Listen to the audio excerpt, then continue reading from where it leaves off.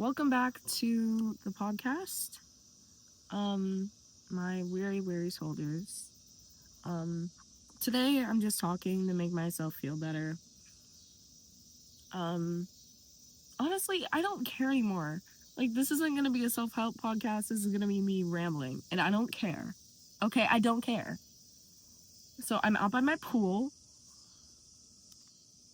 as you can see, and I have to film this stupid podcast in increments of like 2 minutes because my phone won't upload into my editing software, which is freaking CapCut, unless I film in like 2-minute segments. So I'm sorry if this thing is choppy, but you're just gonna have to deal with it. I'm sorry, I'm in such a mean mood today, and that's because this is me admitting that like I'm not okay. And this is my reminder to you that it's okay not to be okay. You can literally hear all the animal sounds in the back because I live in the middle of nowhere. But literally, it's okay not to be okay. And I'm not okay right now. I have so much anxiety and just sports anxiety a lot. I don't know if that's a real thing, but we're making it a real thing. I have a lot of sports anxiety, and I guess admitting it to the freaking internet is the first step to recovery. But the thing about mental illness, I'm not mentally ill, I just have mental issues. The thing about stuff like this is that it's never fully cured, and it's a constant battle, and I know I'm going to be battling this for a long time, but I'm trusting God, even though I'm one of God's weary soldiers. This podcast episode is running true to exactly what the podcast name is. So that was my intro. That was my quick intro, and welcome back, guys, to another episode of God's Weary Soldiers. Welcome back to another episode of God's Weary Soldiers, and my name is Sophia. I'm your host of this podcast, and today we're going to be talking about how I'm not okay, and hopefully y'all can relate to that a bit. I don't have very much tips to give you. I'm just hoping to give a little bit of solace and comfort to my fellow weary soldiers, because I'm weary, and I've been fighting. I've been fighting for God. I've been fighting against the devil, for quite some time now. And it's rough. So, thank you for tuning into this episode. So first, I want to talk about my sports anxiety. So I play club soccer, as you can see by the jersey that I'm wearing right now. I just came back from practice. It's summer season, so that means it's not as rough and rigorous as this fall, winter, not even winter's chill, as fall and spring season, but it's still pretty rigorous because I play EDP, U15 or 14, U15, and I'll be playing, for those of you who don't know about soccer, it's a 11v11 sport. You know what it is, but I'm sure it's like a team sport and it's a lot. I play winger, which is like a position on the side, and I get in my own head so much because so many of the girls on my team are so good, and I'm not as good as them. I'm a good player, and I'm so hard on myself, and I get in my own head so much, and I'm just beat myself up. I'm like, I suck. I'm not as good as these girls, and it's not even like I'm talking. That's what it feels like. That's why I feel like it's sports anxiety. I don't know. Because it doesn't even feel like I'm the one telling myself that. It feels like there's somebody else in my freaking brain being like, oh, you suck, you need to get off the field now, you need to leave, you need to shut up. And I don't talk as much. Like, I used to talk a lot more. So for context, I got injured last fall, and sorry, I thought my parents were opening a door and I didn't want them to hear me. For context, I got injured last fall, and it was a really rough recovery. It was a back issue. It was a really rough recovery, and then I had a really rough spring season coming back from it, and my confidence just flung itself off a freaking cliff. So for those of you going through sports anxiety and feeling like they want to cry and kill themselves after every practice, I'm here for you, and I know exactly what that feels like, because that is exactly what I'm going through right now. So for my fellow athletes out there, just don't be so hard on yourself. I wrote something in my journal last night, and it was like, I'm trying to think of it, but I'm pretty sure it was, you need to learn the difference between pushing yourself to be better and pushing yourself to the pavement. So basically saying you need to learn the difference between beating yourself up and pushing yourself to be better. Because beating yourself up and breaking yourself down is not going to build you into another person. If you're actively breaking, you cannot build. Do you see what I'm saying here? And then there's also just general anxiety. I'm a smart kid. I don't want to say kid. I'm a smart teenager. I'm a smart teenage girl. No, but I'm smart. I'm going into freshman year right now. And I'm scared. And I feel like at the end of last year, my 8th grade year, I was having a lot of trouble just working hard. And I feel like the reason I beat myself up so much is because I feel like I don't have a good work ethic. Even though I do better than 90% of the people, I'm still trying to push to be that 1%, not the 10%. And it really sucks sometimes, because I feel like I'm not good enough. I feel like I'm failing my parents and my coaches and my friends and all the people who worked hard to give me things and to support me and to be there for me. And it's just a rough feeling. It's what it feels like if you don't know what I'm talking about.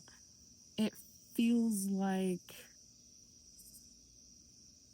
you swallowed way too much water and it's stuck in your freaking chest. That's all I can compare it to. It feels like you have smoke stuck in your lungs. Maybe that's just my freaking bronchitis or whatever it is that I'm going through that makes me cough like I'm on death's doorstep. That's making my chest feel that way, but I don't feel like it is, to be honest. I feel like it's my anxiety, and sometimes what comes with anxiety, I don't know if all of you experience this. Are you guys seeing that fly?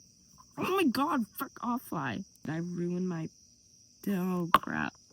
I broke apart. I didn't break it, but I ripped it a little bit. I'm sitting on the diving board recording this podcast, but what I was saying was, what comes with anxiety oftentimes is, for me at least, dissociating. And I only started to experience that recently. So for those of you just starting to navigate and figure out everything in their journey with anxiety and battling anxiety with God, and always I'd say involve God in your mental health battles and everything. But yeah, it's not fun dissociating. Let me look up the Webster definition to dissociation. Okay, so I just looked it up on Urban Dictionary. And basically what it says was, it's when a person feels disconnected from their thoughts, feelings, and reality. And it's often like viewing yourself in third person. And I think that's very accurate. It's almost as like, if you've seen Doctor Strange or Multiverse of Madness, or even, I think it was like the third Spider-Man movie, where he goes to Doctor Strange for help. When they like do the thing and they like do like this on your chest and they push you out of your body, and it's like your physical body is there, but your spirit, it's like a ghost of you, comes out of your body. That's exactly what it feels like.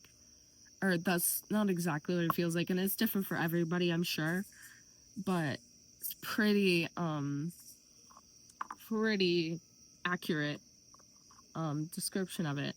And I think that one of the best descriptions of it, if you don't experience dissociation and anxiety, and you want to understand it more, or you have somebody in your life that you're close to that experiences it and you want to help them, I would say that Emma Chamberlain's podcast, I love it. I watch it every week.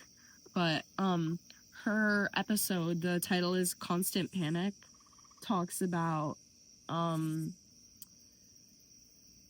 anxiety, and obviously what the title is, Constant Panic, but somewhere in the beginning of the podcast, it has a very vivid description of dissociation, and I think she describes it very well.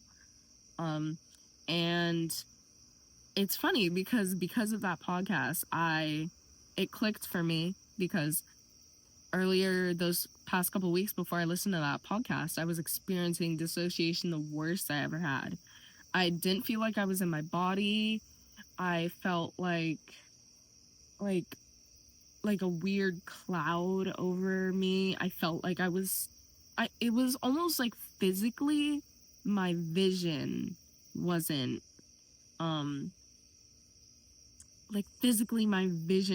my own. Like, I felt like I was looking through glasses, or like I had constantly had water in my eyes, but I didn't. Like, there was nothing actually wrong with my vision. It was just, I felt like I wasn't living in my body. And that is one of the most uncomfortable feelings that you can feel. And I feel like I see a lot of people talking about anxiety, but I don't hear anybody talking about dissociating. Like, I do. Let's be honest. I hear a couple people, but not enough. And I guess, sure, this is what I made my podcast for. No, I made my podcast so I could yap like this, because I am a yapper. But, I guess this is what I made my podcast for, to like bring light to things that people don't talk about enough. Like, thank you.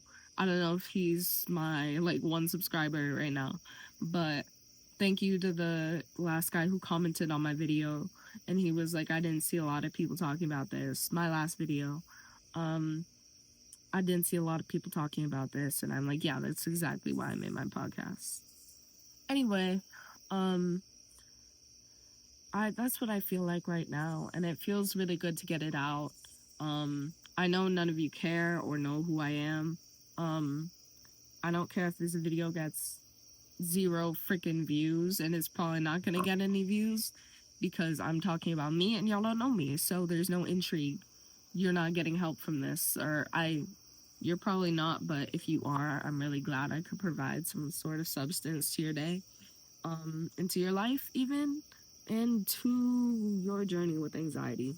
So, athletes with anxiety, my heart goes out to you, because it is hard. If you struggle with suicidal thoughts or thinking about doing anything like that, please seek professional help. Please tell somebody you love. Please, please, please, I am begging you, call 988. Please, because if God didn't need you on this earth, if you weren't supposed to be on this earth, God would have taken you out by now. You would have been gone. You might not even have been born if So please keep going. I know you're a weary soldier. That's what this podcast is for. I'm here as a fellow weary soldier, here to give you comfort, just here to be relatable and try and help you pinpoint any issues you have, and just try and help you, and help myself ultimately by talking about it and talking through it, because I have a really tough time with opening up to people. It's funny because the name of this podcast actually came from my coach. I was training or whatever, and I was pushing through. I was super dizzy. It was super hot. And he said, Dirks, nobody needs you to be a hero. Nobody needs you to be a soldier. But I am a soldier, and at that, I'm a weary one, and I'm really tough on myself. And I need to love myself more, and I need to give myself more grace and be confident in myself and have positive self-talk. And that's what I'm preaching to you. That's what's going to help. Because if you don't talk positively to yourself, then everything else you do to take care of yourself can go out the window, because you're just breaking yourself down. You can't build yourself into a better person if you're breaking yourself. Thank you for staying this far. Thank you for staying this far and watching my podcast. That's stripped, not really edited that much. There are gonna be a couple cuts you're gonna see. Sorry, those are frogs in the background. I have to yell over the frogs. But it's gonna be stripped. There's only cuts because sometimes my phone can't take a lot. But thank you for tuning in. And I love you guys. Sorry, my voice sounds a little weird today. But yeah. My weary soldiers, my fellow weary soldiers, I'm going to say fellow because I'm one too. Keep walking with God, keep praying, keep spreading his love, rest, take care of yourself, and I love you guys. Thank you.